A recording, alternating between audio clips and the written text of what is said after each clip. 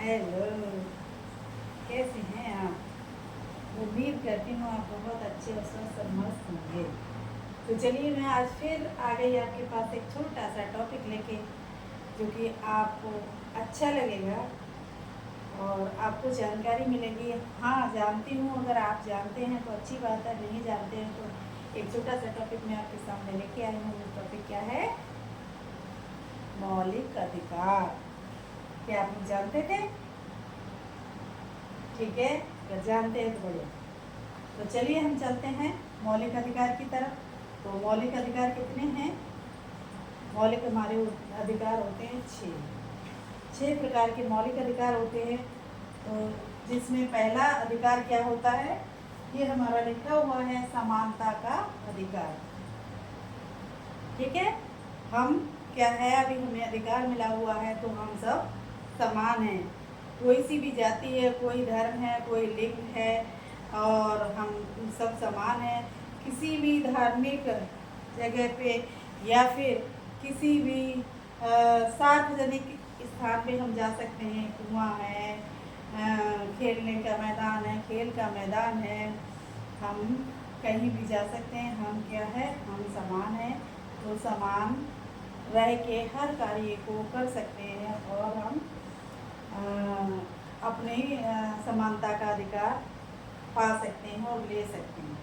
ठीक है, तो कुछ व्यक्ति को नहीं पता होता है, तो क्या है, वो लोग परेशान रहते हैं और उनके लिए बहुत सारी समस्याएं उठानी होती हैं। कहीं भी जाके किसी भी व्यक्ति के लिए ठेस पहुंचा दी जाती है तो वो क्या कहते हैं, उनको जानकारी नहीं होती है तो वो कुछ भी नहीं कहते हैं और सहन करके घर वापस आते हैं।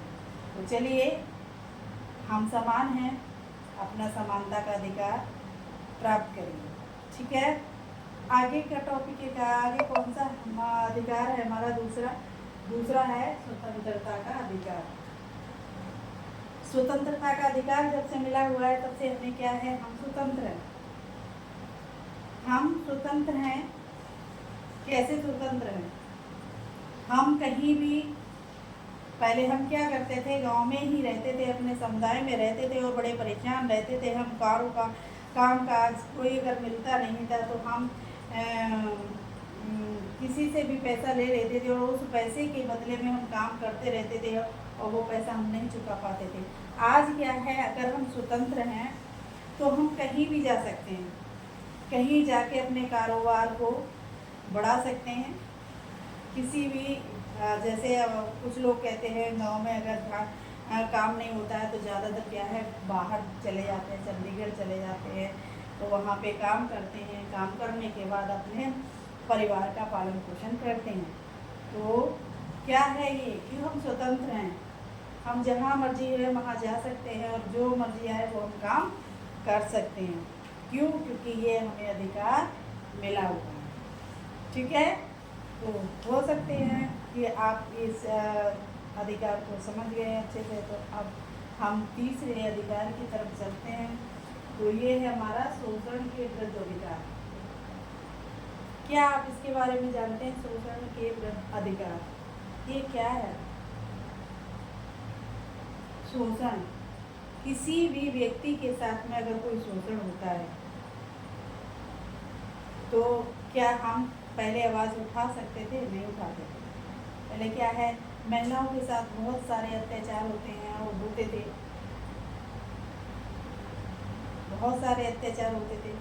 तो क्या है, उनके लिए जो अगर कोई अगर कुछ पैसे ले लेता था, उधार है, जैसे शराबी है, अगर किसी ने पैसे ले लिए तो उसकी महिला उसके घर पे काम करती थी और घर उनके खेतों में काम करते हैं। तो क्या है, उनके साथ शोषण हो रहा। खाने के लिए 2 रोटी देती और काम उनको कराते रहते हैं। व्यापार बंधन बनाना, क्या है, महिलाओं पर रोक लगाना। पहले महिलाओं को घर से बाहर नहीं निकाला जाता था, निकलने नहीं दिया जाता था, उन्हें रोक लगाई जाती थी कि तो उस पुरुष से बात नहीं करनी है, उस जगह पे नहीं जाना है। तो अब हमें अधिकार मिला हुआ है, हम कुछ भी, हाँ ये है, गलत काम ना करें, सही तरीके से महिला जा सकती है और हर अपने काम को कर सकती है। 14 वर्ष से कम उम्र के बच्चों को के प्रति कितना शोषण हुआ करता था, बंधुआ मजदूर बना दिया जाया करता था और उनके लिए क्या है, कारखानों में लगा दिया जाता था। अब जो है उसके विरुद्ध इस शोषण के विरुद्ध हम आवाज़ उठा सकते हैं, हमें अधिकार मिला हुआ है। ठीक है, चलिए ये हमारा पॉइंट खत्म हुआ। अब हमारा है चौथा पॉइंट, क्या है, धर्म की स्वतंत्रता का अधिकार। आपको अच्छे से पता होगा आजकल बहुत ये हो रहा है कि हमें धर्म, कोई ज़रूरी नहीं है हम एक ही धर्म के हैं तो हम उसी धर्म में रहेंगे, नहीं, हमें अधिकार मिल चुका है। अगर हम चाहेंगे हिंदू हैं तो हम मुसलमान धर्म को अपना सकते हैं, अगर मुसलमान हैं तो हिंदू धर्म को अपना सकते हैं। क्यों? ये हमें अधिकार मिल चुका है, हम किसी भी धर्म को अपना सकते हैं, अपनी विश्वास का और धर्म को अपना सकते हैं। ठीक है, कोई भी धर्म अपनाने में हमें कोई रोक नहीं है। और आज हो रहा है, बहुत सी हिंदू लड़की मुसलमान के साथ शादी कर रही हैं, कुछ लोग मुसलमान लोग जो है हिंदू के साथ शादी कर रहे हैं, धर्म अपना रहे हैं। तो ये हो रहा है क्यों? क्योंकि हमें इसका अधिकार मिला हुआ है। ठीक है, हम अपनी जाति को या धर्म को चेंज कर सकते हैं।